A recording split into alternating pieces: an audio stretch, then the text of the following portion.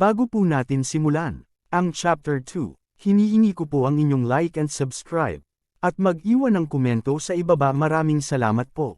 Isang ibon ang nasa himpapawid na parang nagmamasid. Sa pagdating ng mga Cloud Dragon Secure Delivery, patuloy lang nakaupo si Jin sa lupa. Sinabi naman ng isang tao na tignan ang iba pang mga nakaligtas. At sumang-ayon naman ang sinabihan niya. Nang bigla nakita ng lalaki na tumayo na si Jin. At lumapit ito sa kanya. At sinabi naman ni Jin sa sarili na ang lalaking ito ay napakalaki. At nagpakilala ang lalaki kay Jin bilang Panginoon ng Cloud Dragon Secure Delivery na si Woon Yoo Hyan. At sinabi na pwede ba na sabihin ni Jin ang kanyang pangalan sa lalaki. Nagpakilala naman si Jin bilang si Jin Chon Hee. Sa isip ni Jin, napakabait ng lalaki sa kabila ng kanyang itsura. Napakaastig na pangalan niyan. At nakakamangha na napakakalmado mo sa kabila ng lahat, wika ni Woon Yoo Hyan ka Jin. At tinanong niya si Jin kung siya ba ang gawa neto. At sinabi naman ni Jin na oo sir, kailangan niya gawin ito para sa mga may pinsala. Ha, mga may pinsala, wika naman ni Woon Yoo Hyan na may pagtataka. Sa pagpasok niya sa loob ay nakita niya ang mga may pinsala na ginamona ni Jin. At gulat na gulat ito at sumigaw na ang sabi. Meron mga malalalang lagay dito na kailangan ng agaran na lunas at pinatawag niya ang Godly Doctor na mabilis.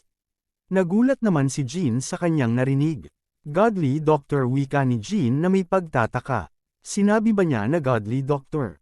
Hindi maari, wika ni Jin at sa paglingon niya.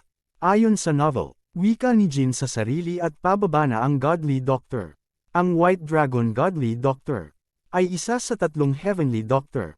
Ang ibinigay sa kanyang pangalan ay Baekrin. Ang kahulugan ay White Dragon. Dahil sa kanyang buhok na puti na parang isang kaliskis ng dragon. At sa kabila ng pagiging isang lalaki ay napakaganda niya sa lahat. At namamana si Jin habang pinagmamasdan ang Godly White Dragon na papalapit na. Katulad ng nabasa ko sa novel. Ito ay ang mundo ng Merim. Ito ay isang novel, pagtataka ni Jin. Ito ba ang novel na Supreme Demon King? Ang novel na katatapos lang niya basahin bago siya mamatay. At ang Supreme Demon King, ang White Dragon Godly Doctor, ay napaka-importanteng karakter. Ang pag-atake sa Cloud Dragon Secure Delivery. At ang White Dragon ay isa sa maraming nailigtas na karakter ng storya. Yoharayon, maraming nangyari sa pagitan nila ni Yoharayon. Ngunit siya ay namatay sa isang sakit. Sa pangalawang aklat ng serye. At ang karakter na yon ay nasa harapan ko na ngayon. At nagtataka naman ang Godly Doctor sa nakita niyang pagtahi sa sugat ng isang pasyente na parang may pagkamangha. At may kinuha siya na isang maliit na kahon sa niyang braso. At may kinuha na kapirasong tela at sinimulan na niya ang paggagamot. Para bang may lumalabas na isang berde na enerhiya. Kinamusta naman ni Woon Yoo Hyan ang lagay ng pasyente. At minungkahi niya na si Leader Woon at Minister Gongsun na lang ang gagamot neto. Ngunit nagsabi ang Godly Doctor na meron siyang gustong itanong dito. Tinanong ng Godly Doctor kung sino ang responsable sa paggamot ng mga sugat ng pasyente. At napatingin naman si Woon Yoo Hyan. Jin, ako yung tugon ni Jin sa Godly Doctor. At sinabi ng Godly Doctor na ito ay nakakamangha na pagtahi.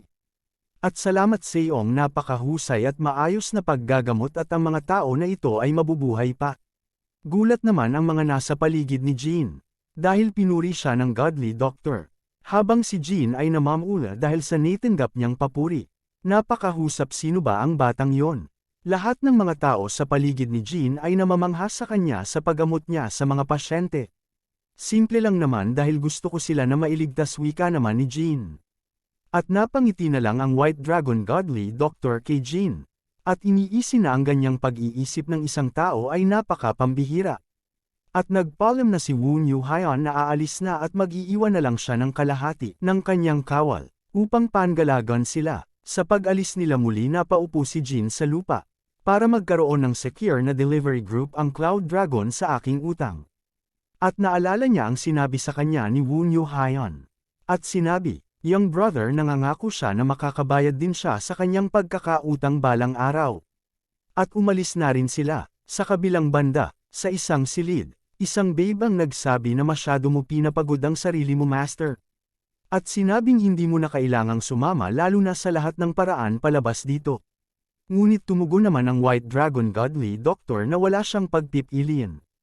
Ang Cloud Dragon's secure delivery ay kinuha siya upang itago sa oras ng kanyang kailangan.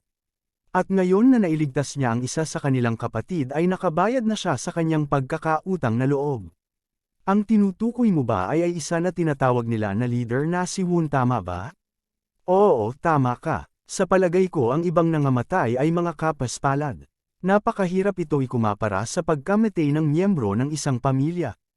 At ngayon nakabayad ka na sa pagkakautang ng loob sa Secure Dragon Delivery. Kung sinusubaybayan natin kung sino ang may utang kung sino ang totoo. Patuloy mo pinipilit ang iyong sarili. Alam mo naman na hindi ganon kadali kontrolin ang 9 clouded absolute pulses. Alam ko pero meron pa ba ako pagpipilian? Kakaunti na lang ang aking oras sa palagay ko kung makarating man ako sa edad na 40. At mamatay napakahaba na sa akin yon. Pakiusap, huwag kang magsalita ng kung ano-ano. Gusto ko kumuha ng isang disipulo ngayon. Master, wika ng babae. Oo, alam ko nag-aalala ka sa akin dahil ang aking oras ay mas iikli lamang. Wika ng Godly Doctor. O alam mo naman pala, wika ng babae. Pero ang batang iyon ay sulit. Nagtataka naman ang babae na may pag-aalala. Wala lang. Makipagtalo sayo. Sa kabilang banda, ano ito, napakapamilyar ng herbal na amoy nato. Lagi niya itong naamoy noong bata pa siya kapag pumupunta siya sa market. At bigla nagising si Jean, na nahirap dahil naninikip ng dibdib. Sa pagmulat ng kanyang mata, nakita niya na siya ay nasa isang silid. Na may pagtataka, pakiusap, magpahinga ka pa. Wika ng White Dragon Godly Doctor. Habang pinagmamasdan nilang lahat si Jean. At mangha siya ito ay. At tumungin sila sa batang kanyang ginamo. Nagtataka siya kung nasaan na ang iba. At nagtanong siya kung nasaan. Sinabi ng Godly Doctor na sila ay nasa isa sa mga kampo ng Cloud Dragon Secure Delivery. At sinabing siya ay nakatulog ng mahaba sa biyahe hanggang sa pagdating nila sa kanilang kampo. At dahil hindi siya lubusan na wala ng malay ay hinya na lang si upang makapagpahinga. Namamana si Jean dahil na kahit isa lang siyang bata, ang pananalita ng Godly Doctor sa kanya ay marangal ay may pinag-aralan. At muli nagpasalamat ang Godly Doctor kay Jean sa mabilis niyang desisayon na gamutin ang may mga pinsala, at kung hindi niya ito ginawa lahat sila ay namatay. At ngayon tapos na niya itong gamitin lahat. Hindi kalabisan na sabihing iniligtas mo ang buhay ng pasyenteng yun. At gama naman ang pakiramdam ni Jean. At dagdag pa ng Godly Doctor na wala naman nangyari na masamang epekto ang kanyang ginawang paggagamot. At ang Cloud Dragon Secure Delivery at ang Noble Tribe ay may utang na loob na sila ngayon sa kanya. Noble Tribe? Tanong ni Jean. Oo, at tinanong niya si Jean kung natatandaan mo ba ang mga tao na iniligtas mo.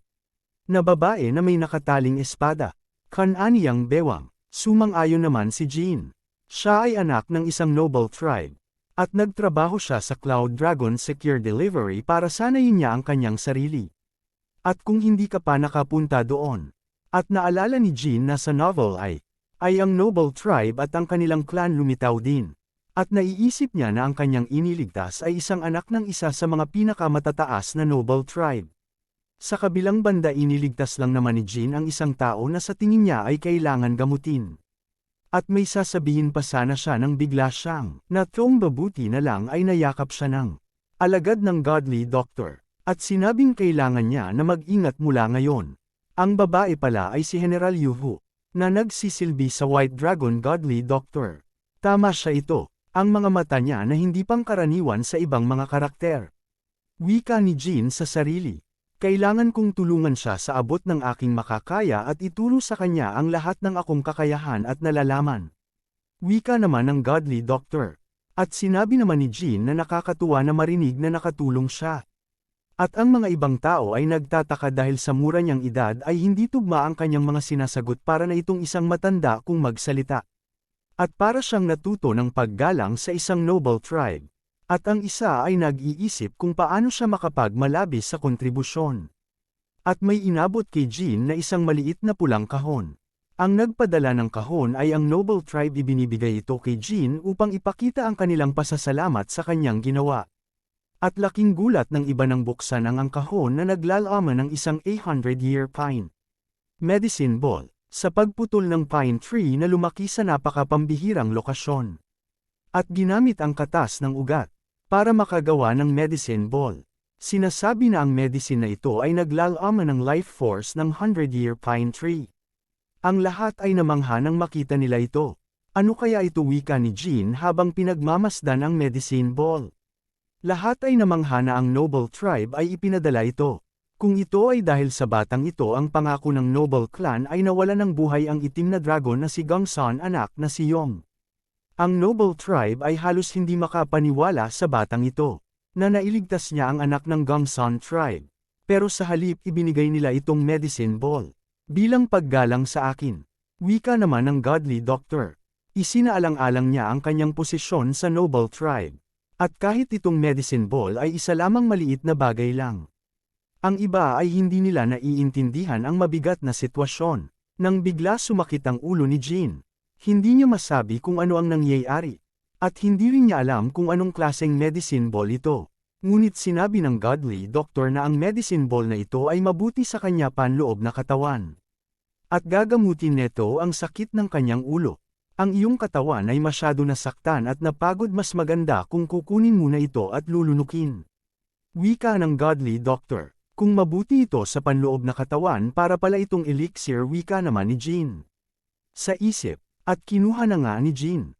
Habang pinagmamasdan siya ng Godly Doctor. At pinagmamasdan naman ni Jean ang medicine ball. At sinabi sa sarili na dapat ang pasyente ay nakikinig sa kanyang doktor. At sa kanya ito nilunok. Sa paglunok niya ay pinakikiramdaman niya ang kanyang sarili. Isang nakakapreskong amoy ang bumabalot sa aking lalamunan, medyo umiikot din ang aking ulo. Pakiusap, kunin mo ito, wika ni General Yu Hu. Tutulungan kita na makatulog, dagdag pa niya. Gusto ko sabihin sa lahat na umalis na lahat at iwan na ang pasyente, sambit naman ng Godly Doctor. At sumang-ayon naman na ang iba. Nakuha niya ang aking inaasahan. Nakakahiya sa akin na maalala ko ang aking sariling anak na nasa bahay. At patuloy nila itong binabantayan.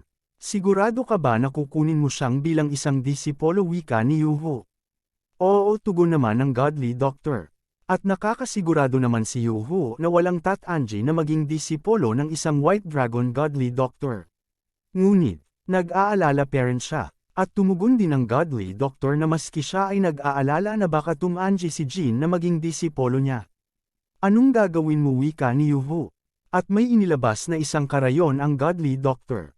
Marahil ang ilang pagsusumikap ay makakatulong sa akin na ilipat ang kanyang puso.